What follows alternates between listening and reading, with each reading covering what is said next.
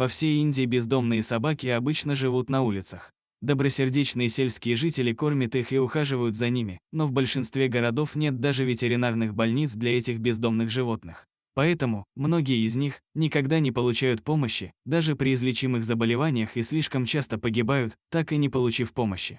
Всего несколько дней назад мать упавшего, почти бездыханного щенка не знала, что делать, чтобы помочь. Ее глаза были полны печали, она смотрела, как болеет ее щенок, и в ее глазах читалась глубокая печаль. И вот, наконец, их заметили, проходившие мимо, неравнодушные люди. Эта непростая ситуация привлекла немало народа, но всем было понятно одно, что щенку срочно требуются медицинские осмотры и помощь. На холодной, серой земле маленького щенка почти невозможно было разглядеть, только по редкому дыханию можно было понять, что рядом с мамой лежит ее малыш. Он неосознанно дернул лапкой, словно показывая, что он тут и ему нужна помощь. Местные жители обратились за помощью к Animal Aid Unlimited. Щенка срочно доставили в ветеринарную больницу, принадлежащую их приюту. Они такого почти не встречали, у него была низкая температура, и ему требовалась немедленная неотложная помощь, чтобы температура тела поднялась и согреть малыша. Ему поставили внутривенную капельницу, чтобы стабилизировать его состояние, а также облегчить симптомы.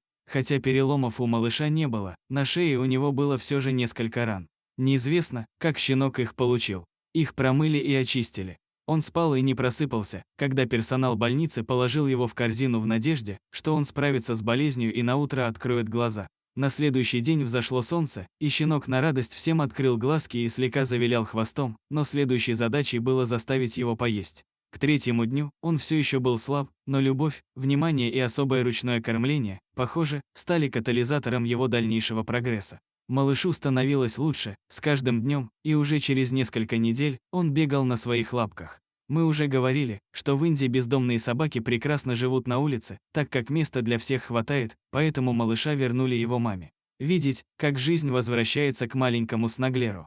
И как он возвращается домой к маме и семье, это непередаваемые чувства радости и счастья. При виде своего ребенка, мама не могла на него насмотреться, любезно виляя хвостом его спасателям. Пожелаем им сытой и радостной жизни. Ставьте лайки, пишите комментарии, вместе мы сделаем мир чуточку лучше. Друзья, я очень надеюсь, что данная публикация была вам интересна.